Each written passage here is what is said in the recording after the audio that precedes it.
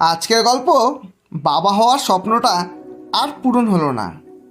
বিয়ের 15 দিন যেতে না যেতেই মেয়েটার মাথা ঘুরানি আর বমি বমি ভাব দেখে শুধু আমি অবাক হইনি, বরং অবাক হয়েছে আমার গোটা পরিবার। অবশেষে পরিবারের চাপে পড়ে নিয়ে গেলাম ডাক্তারের কাছে। চেক আপ করে সত্যিটা প্রকাশ পেল, আমি বাচ্চার বাবা হতে চলেছি। যেখানে খুশি হওয়ার কথা সেখানে আমার ভীষণ রাগ হচ্ছিল।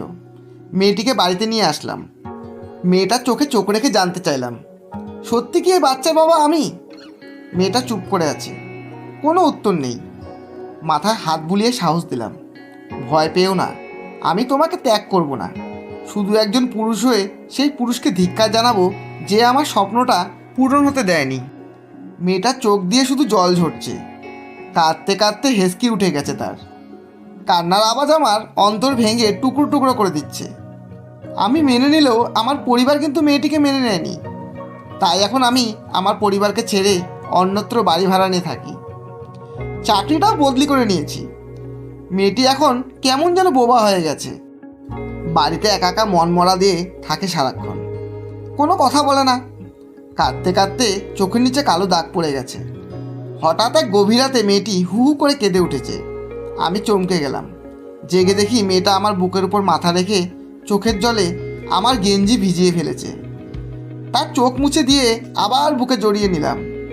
আমি ওকে একটুও ঠকাইনি, তবে সে আমাকে ঠকিয়েছে, এটাই তার দুঃখ। তবে কোনো ব্যাপার না, আমি ওই বাচ্চাকে নিয়েই স্বপ্ন দেখতে শুরু করলাম। বিয়ের বয়স 8 মাস হতেই বাচ্চা ভূমিষ্ঠ হলো। দুঃখের বিষয়, বাচ্চাটা ছিল মরা। মেয়েটার জ্ঞান ফেরার পরে যখন জানতে পারলো বাচ্চাটা মারা গেছে, সে তখন গলা ফাটিয়ে চিৎকার করে আমাকে ডাক দিয়ে আবার বেহুশ হয়ে গেল। তারপর থেকে মেয়েটা আর কথা বলতে পারে না। এখন দুজন দুজনকে পাগলের মতো ভালোবাসি। বিয়ের বয়স আজ 4 বছর। বাবা হওয়ার স্বপ্নটা আর পূরণ হলো না।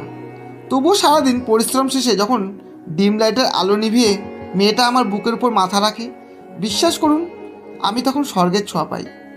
ভালো থাকুক ভালোবাসা, ভালো থাকুক ভালোবাসার মানুষগুলো। ভালোবাসার কাছে অনেক বড় ভুলও ক্ষমার যোগ্য হয়ে যায়।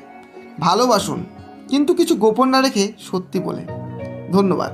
গল্পটি যদি ভালো লাগে একটা লাইক অবশ্যই দেবেন এবং বন্ধু ও প্রিয়জনদের শেয়ার করে চ্যানেলটি সাবস্ক্রাইব করে পাশে থাকবেন।